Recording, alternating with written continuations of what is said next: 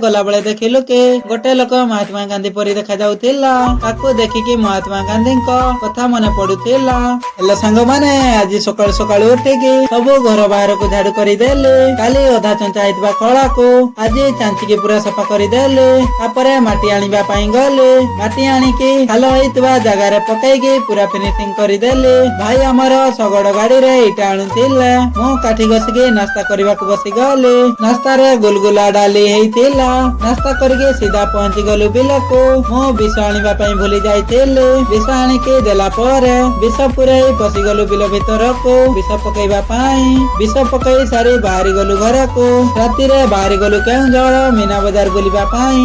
भीतरे पसिकी देखिलु कि भीतरे बहुत सुंदर भाबरे मीना बाजार बसिथिला। बहुत सुंदर सुंदर जिनिस आसीथिला। मो एठी ट्रेन चलाउथिले। ट्रेन चलैला बेले बहुत खुशी लागुथिला। रास्ता रे गला बेले देखिलु कि गोटे लोक महात्मा गांधी परी देखा जाउथिला। ताकू देखिकी महात्मा गांधी कथा मने पडुथिला।